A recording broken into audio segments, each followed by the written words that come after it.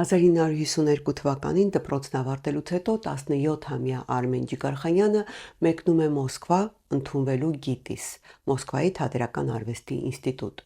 սակայն չի ընդունվում ընդգծված հայկական առոգանության համար։ Ստեղծագործական կյանքի ամենասկզբում կրած այս անհաջողությունը չի կոտրում նրան։ Երիտասարդ Ջիգարխանյանը ինքն իրեն ու նաև մորը խոստանում է, որ խորհրդային երկրի մայրաքաղաքը դեռ իրեն կանչելու է, ավելին հրավիրելու է մեծ բեմերում խաղալու։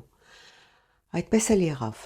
Գիտիս չընդունվելը չխանգարեց Ջիգարխանյանին դառնալ հայտնի դերասան, սիրված մանկավարժ, ԽՍՀՄ ժողովրդական արտիստ ու ՀԽՍՀ ժողովրդական արտիստ։ Ավելին, նույն այդ մայրաքաղաքում նա ստեղծեց իր թատրոնը, արժանացավ 2 պետական, ինչպես նաև ոսկե դիմակ, ոսկե արծիվ, կումիր, բյուրեղի ապակյա տուրանդոտ մրցանակներին ու բազմաթիվ շքանշանների։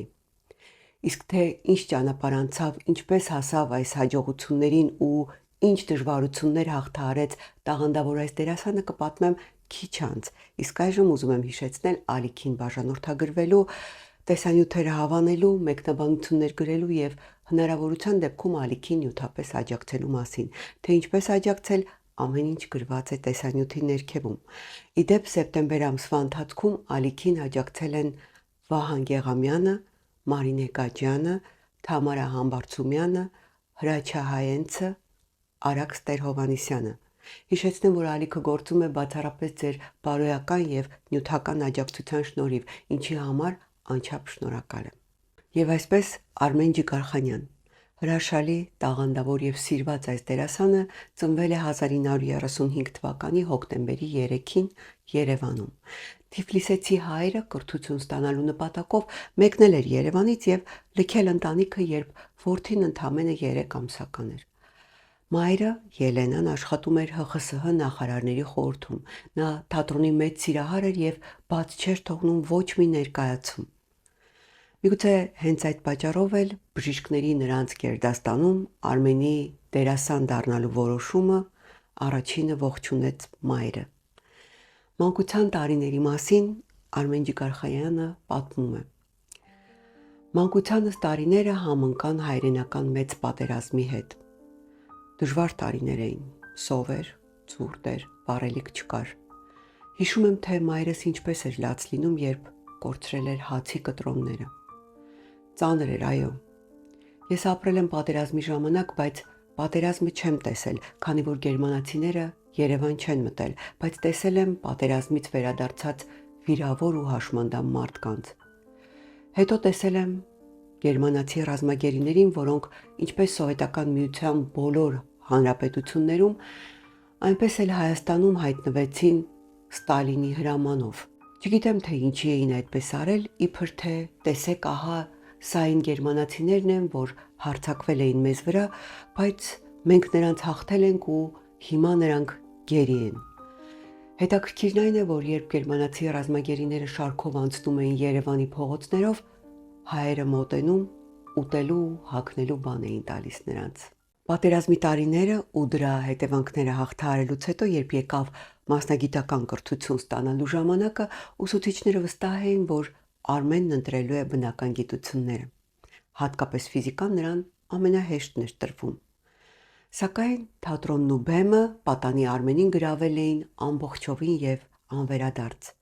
1952-ին Մոսկովյան բուհում անհաջողության հանդիպելով Ջիգարխանյանը վստահ վերադարձավ հայրենիք ու աշխատանքի անցավ Հայֆիլմ կինոստուդիայում որպես օպերատոր։ Հաջորդ տարի ընդունվեց Երևանի Գեղարվեստաթատերական ինստիտուտ Արմեն Գուլակյանի կուրսը։ Ըստ համակուրսեցիների Ջիգարխանյանը երկրորդ կուրսում արդեն պատրաստի դերասան էր եւ ուսմանը զուգահեռ նաեւ խաղում էր թատրոնում։ Համամիութենական ճանաչում ձեռք բերելու համար Գուլակյանի խորհրդով նա ընտրել էր Երևանի Ստանիսլավսկու անվան դրամատիկական թատրոնի բեմը, որը նրա համար ճակատագրական դարձավ ոչ միայն ստեղծագործական առումով։ Թատրոն ոտք դնելուն պես Արմեն Ջիգարխանյանը սիրահարվեց դերասանուհի Ալլա Վանովսկայային, որը նրանից մեծ էր 15 տարի եւ նաեւ ամուսնացած էր։ Սերը այնքան մեծ էր ու ուժգին, որ նրանք անտեսեցին տարիքային տարբերությունը, Ալան հեռացավ ընտանիքից եւ ամուսնացավ Ջիգարխանյանի հետ։ Շուտով ծնվեց նրանց աղջիկը։ Ջիգարխանյանը երջանկության գագաթնակետում էր։ Սերը, սիրած աշխատանքը եւ դստեր ծնունդը նրան թևեր էին պարգևել, սակայն շուտով պարզվեց, որ կինը տառապում էր անբուժելի հիվանդությամբ եւ նրան հակացուցված էր երեխա ունենալը։ Ծննդաբերությունից 3 ամիս անց Ալավանովսկայի մոտ նյարդային սուրնոպաներ սկսվեցին, իսկ մի քանի տարի անց նրան տեղափոխեցին հոգեբուժարան, որտեղ էլ շատ արագ ու անսպասելի մահացավ։ Ջիգարխանյանը մնաց մենակ իր մանկահասակ երեխայի հետ։ Սա ստիպեց դերասանին ավելի ամուր կապվել թատրոնի հետ, քանի որ այդպես նա կարողանում էր իր կերտած կերպարների մեջ թաքցնել սեփական վիշտն ու դժբախտությունը։ Այս նվիրումը թատրոնին անպատասխան չմնաց։ Ջիգարխանյանի հաջողությունները օրեցօր մեծանում էին։ Նրա դերակատարումները, հատկապես Ռիչարդ III-ը, գրավել էր բոլորին։ Սակայն խորհրդային հսկա երկրի մայրաքաղաքը շարունակում էր անտարբեր մնալ դերասանի հանդեպ։ Այստեղ է, որ Ջիգարխանյանը արագ կողմնորոշվում ու հասկանում է, որ մեծ թատրոնների ու դրանց ռեժիսորների ուշադրությունը գրավելու համար պետք է հայտնվել կինոյում։ Նա Մոսֆիլմում եւ Հայֆիլմում մասնակցում է բազմաթիվ կինոփորձերի, նկարահանվում է մի քանի ֆիլմերում, սակայն հաջողությունը գալիս է ավելի ուշ։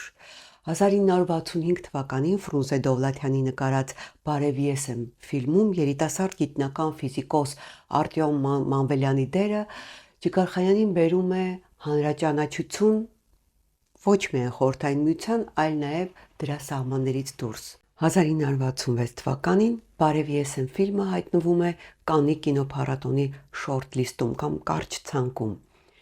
Անկուսակցական Ջիգարխանյանին արտասահման մեկնել թույլ են տալիս Դովլաթյանի անմիջական հսկողության եւ պատասխանատվության տակ։ Բազմաթիվ սահմանափակումների մեջ ու խիստ հսկողության պայմաններում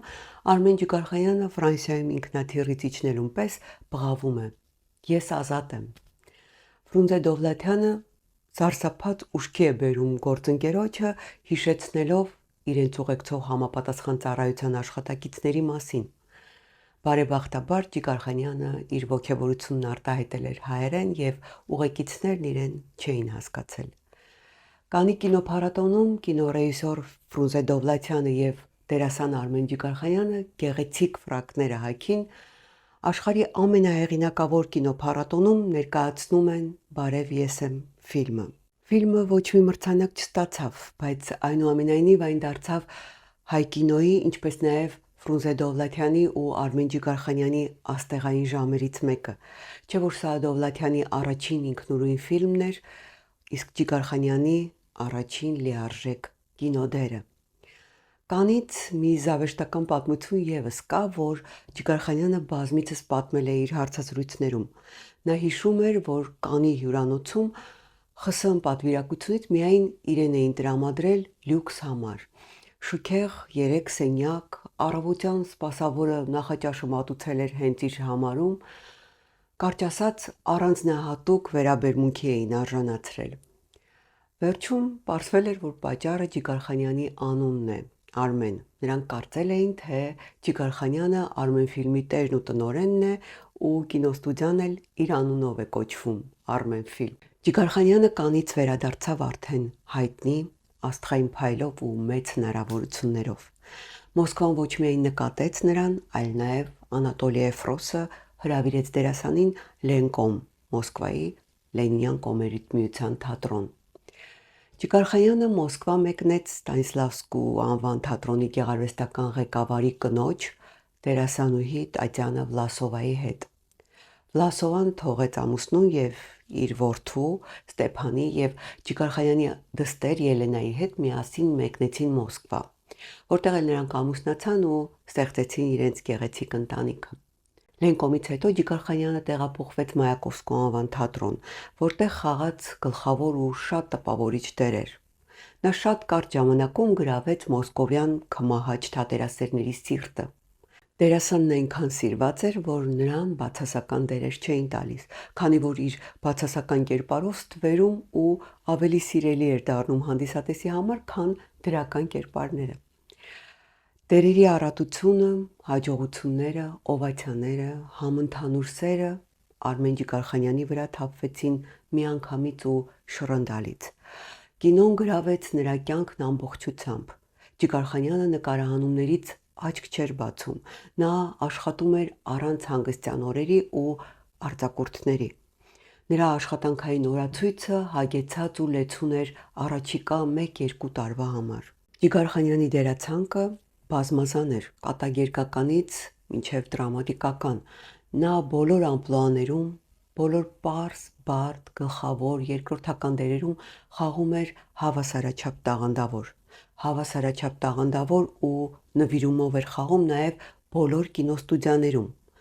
Հայֆիլմում նրա մարմնավորած կերպարները մեկը մեկից արժեքավոր, հիշարժան, նշանակալի էին։ 90-ականներին, երբ մշակույթում արժեքները սկսվել էին խախտվել ու ամենուր եւ ամեն ինչ անկում էր ապրում, Ջիգարխանյանը նկարահանվեց ոչ այնքան հաջողված «Հարսնացուն ջերմուկից» ֆիլմում։ Այն ժամանակ քննադատական բազմաթիվ հոդվածներ գրվեցին։ Ֆիլմը որակվեց որպես թույլ, անարժեք։ Ջիգարխանյանը հարցազրույցներից մեկում խոստովանեց, որ ինքը երբեք չի քննարկում ու երբեք չի մերժում Հայաստանից ստացած առաջարկները։ Այս ֆիլմում նկարահանվելը մի բացատրություն ուներ։ Ես երբեք չեմ մերժել հայ կինոյում նկարահանվելու եւ ոչ մի առաջարկ։ Այդ չմերժելու պատճառով իհարկե շահեց հայ կինոն ու նաև մենք, կինոդիտողներս։ Ջիգարխանյանը փայլեց Ֆրունզե Դովլաթյանի, Էդմոն Քյոսայանի, Ներսես Հովհաննիսյանի, Հենրիկ Մալյանի եւ այլոց ֆիլմերում։ Հենրիկ Մալյանը մի հետաքրքիր հուշ ունի Ջիգարխանյանի մասին կապված Եռանկյունի ֆիլմի նկարահանումների հետ։ Մալյանը գրում է. «Մենք հանդիպեցինք Եռանկյունի ֆիլմի փորձնական նկարահանումների ժամանակ։ Այս անգամ նա Մոսկվայից Երևան էր ժամանել բառացիորեն մի քանի ժամով։ Մենք արդեն համարյա հաստատել էինք մեր ֆիլմի ուստա Մուկուչի դերակատարին, բայց ուղղակի անհարմար զգացինք հազարավոր կիլոմետրեր անցած դերասանին մերժել մասնակցելու փորձնական նկարահանմանը։ Եվ չափազանց իմիջիայլոց, որպես քաղաքավարության զոհ մտանք մեր կիսամութ տաղավարը, կանչեցինք բազմաթիվ հովիկներից մեկին եւ նկարահանեցինք մի փոքրիկ կտոր, որը նույնիսկ սցենարի հետ կապ չուներ։ Մենք առաջարկեցինք ուստա Մուկուչ Արմենին, որ իբր աշխատանքից հոգնած հովիկին խնդրի իրեն մի բաժակ ջուր բերել։ Եվ ահա, երբ հովիկի դերակատարը բաժակը տվեց Արմենին, սա մի զարմանալի ռիթմով վերցրեց բաժակը, դանդաղորեն խմեց ջուրը եւ վերջում խմելուց հետո մի քանի կաթիլ լցրեց իր հոգնած, հավանաբար քրտնած վզին։ Ես ապշահար նայում էի օպերատորին, սցենարի հեղինակին, կարծես թե աննշան մի մանրուք, որտեղից, ինչպես, ում թելադրանքով կարողացավ կյանքում դարբնոց չմտած Երևանի ու Մոսկվայի առաջնակարգ բեմերում քայլած շնորհալի դերասանն այդչափ ներքաշվել կերպարի առաջարկվող հանգամանքների մեջ, ծնել այդպիսի մի մանրամասն։ Գուցե չհավատաք, բայց այդ մանրուքը վճռական դեր խաղաց նրան ավագի դերում հաստատելու համար։ Հենրիկ Մալյանը Ջիգարխանյանին հաստատեց այս դերում ոչ միայն նրա տաղանդի ու դերասանական վարպետության համար, այլ նրա վրա մեծ ազդեցություն էր գործել նաև Ջիգարխանյան մարդը։ Մալյանը հիացած նրա կերպարով իր գրքում գրել է. «Հիմա երբ մտովի պատկերացնում եմ մեր նկարահանումների երբեմն ծանր, երբեմն տագնապալից, բայց միշտ հրճվանքոտ օրերը, իմ առջև հառնում է Արմեն Ջիգարխանյանի ժպիտը։ Ես խոսում եմ ազնիվ մարդու ազնիվ ժպիտի մասին, որ գիտի հայտնվել միայն ու միայն մեծ հոգու տեր, բազում տխրություններ տեսած ու ապրած մարդու դեմքին, հոգու անաղարտության շնորհիվ պահպանված ու խնամված ժպիտի մասին։ Այսպիսի ժպիտով նա գալիս էր նկարահանման տաղավար, ժպիտով բարձրանում էր գրիմանոցի կողմերը եւ քիչ անց հայտնվում էր նկարահանման վայրում, որպես արդեն լուրջ աշխատանքին պատրաստ արտիստ։ Նրա հետ հաճույք էր աշխատելը, որովհետև նա գիտեր ժպտալ։ Այսպես իրար հետևից ծնվում են նորանոր դերեր, հաջողությունը պարզապես հետապնդում էր Ջիգարխանյանին։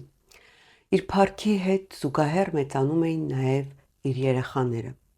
Սակայն զբաղվածության պատճառով ընտանիքը մշտապես դուրս էր մնում նրա ուշադրությունից։ Իսկ ուշադրության ամենամեծ կարիքն ուներ դուստրը, որը Հորը կարոտում էր ու բողոքի նշաններ ցույց տալով փախչում էր տանից, ընդվզում էր պատանեկան ձևերով ու տարբերակներով։ Ջիգարխանյանին սա բնականաբար անհանգստացնում էր, քանի որ իր աչքի առջև էր նախորդ կնոջ հիվանդությունը, որը կարող էր փոխանցվել նաև դստերը։ Ջիգարխանյանը աղջկան Ելենային իրեն մոտ պահելու եւ ուշադրության արժանացնելու համար նրան տեղավորում է աշխատանքի Մայակովսկու անվան թատրոնում, որտեղ Ելենան խաղում էր մասսայական տեսարաններում։ Եվ ահա 1988 թվականին հերթական մի ներկայացումից հետո Ելենան մեղմ ժպտալով հրաժեշտ էր տվել հորը եւ շտապել ընկերոջ հետ ժամադրության։ Լուսադեմին միլիցիայությունից զանգահարել էին Ջիգարխանյանին ու հայտնել, որ աղջիկն ու ընկերը ավտոտնակում մեքենայում նստած խեղդվել էին Շմոլ գազից։ Մայակովսկու թատրոնում, որտեղ նոր ներկայացման էին պատրաստվում եւ պրեմիերան արդեն նշանակված էր, բոլորը շփոթված էին, թե ինչ պիտի անեն։ Մտածում էին հետաձգել կամ նոր բան ձեռնարկել, սակայն Ջիգարխանյանը աղջկա մահից մեկ շաբաթ անց իր մեջ ուժ է գտնում եւ դուրս գալիս բեմ խաղալու նոր դերը։ Իհարկե, հետագայում նա բազմիցս խոստովանում է, որ երբեք ցույց չի տվել ու չի շահարկել իր հետ պատահած ողբերգությունը, բայց ինքը որքան էլ թաքցրել է, այնուամենայնիվ դա միշտ արտացոլվել է իր մեջ։ Անձնական վիշտը հաղթահարելու ու մոռանալու համար Ջիգարխանյանը սկսեց էլ ավելի մեծ թափով աշխատել։ Նա կուրս հավաքեց ՎԳԻ-ում, այնուհետև բացեց իր թատրոնը, որտեղ իր ուսանողները դարձան թատրոնի անձնակազմը։ Խորհրդային միության փլուզումից հետո որդին, կնոջ որդին, ում դերասանը որդեգրել էր, մեկնեց Միացյալ Նահանգներ ապրելու։ Որոշ ժամանակ անց որդուն միացան նաև ինքն ու կինը։ Գրին քարտով Ջիգարխանյանը կիսովչափ ապրում էր Տեխասում, կիսովչափ Մոսկվայում։ Կինը Տատյանան հաստատվեց Միացյալ Նահանգներում, սկսեց ռուսերեն դասավանդել տեղի համալսարանում։ Արմեն Ջիգարխանյանը աշխատանքի բերումով ստիպված էր հաճախ վերադառնալ Մոսկվա, առանց ընտանիքի։ Եվ ահա 2015 թվականին Մոսկվայում նա հանդիպում ու սիրահարվում է դաշնակահարուհի Վիտալինա Ցիմբալյուկ-Ռոմանովսկայային։ Սա կարծում եմ ոչ թե սեր էր, այլ միայնության մեջ հայտնված հոգատարության կարիք ունեցող մարդու դրսևորում։ Իրենից 40 տարի երիտասարդ կնոջ պարգևած ջերմությունից ու ուշադրությունից գլուխը կորցրած 80-ամյա դերասանը բաժանվեց Տատյանա Վլասովայից եւ ամուսնացավ Վիտալինայի հետ։ Մենք երջանիկ ընտանիք էինք եւ ես ինձ երեխա է զգում, վստահեցնում էր Ջիգարխանյանը, սակայն իրականում այս ամուսնությունն էլ նրան երջանկություն չբերեց։ 2017 թվականին նրանց ընտանեկան վեճերը հանրայնացվեցին։ Զույգը ամուսնալուծվեց շատ աղմկոտ ու ոչ այնքան քաղաքակիրթ տարբերակով։ Ընտանեկան վեճերը, աղմկոտ ամուսնալուծությունը վատթարացրեցին դերասանի առողջությունը։ Ինսուլտ, շաքարային դիաբետ, երիկամների հիվանդություն։ Մեկ տարի անց 2019 թվականին Ջիգարխանյանը կրկին ամուսնացավ Տատյանա Վլասովայի հետ ու նրան եւ որդեգրած զավակին Ստեփանին կտակեց իր ողջ ունեցվածքը։ 2020 թվականի հոկտեմբերի 3-ին Արմեն Ջիգարխանյանը նշեց իր ծննդյան 85-ամյակը։ Որդին մամուլին տեղեկացնում էր, թե դերասանն իրեն լավ է զգում եւ հիանալի տրամադրության մեջ է։ Սակայն 85-ամյակից մեկ ամիս անց, նոյեմբերի 14-ին, Արմեն Ջիգարխանյանը կնքեց իր մահկանացուն։ Նրան թաղեցին Վագանկովյան գերեզմանատանը դստեր կողքին։ Ջիգարխանյանն իր 85 տարիների ընթացքում նկարահանվեց 275 ֆիլմում, ունեցավ անթիվ անհամար դերեր թատրոնում, մասնակցեց ռադիոբեմադրությունների ու վավերագրական ֆիլմերի ստեղծմանը, հնչյունավորեց բազմաթիվ մուլտֆիլմեր։ Արմեն Ջիգարխանյանը Գինեսի ռեկորդների գրքում գրանցվեց որպես ռուսական կինոյի ամենաշատ նկարահանված դերասան։ Սակայն կյանքի վերջում, հետ նայելով անցած ճանապարհին, դերասանը ցավով խոստովանել էր. Այդ բազմաթիվ դերերը խլեցին ինձնից ոչ միայն իմ ուժերն ու առողջությունը, այլ նաև իմ սեփական կյանքը։ Ես այնքան զբաղված էի, որ չհասցրեցի ճանաչել իմ վաղամեռիկ աղջկան։ Արտասահմանյան հյուրախաղերի պատճառով չկարողացա ներկա լինել մորս թաղմանը։ Իսկ սերը միշտ ավելի շատ եղավ էկրաններին, քան կյանքում։ Ես տանուլ տվեցի իմ կյանքը ու այսօր ես միայնակ ծաղրածու եմ։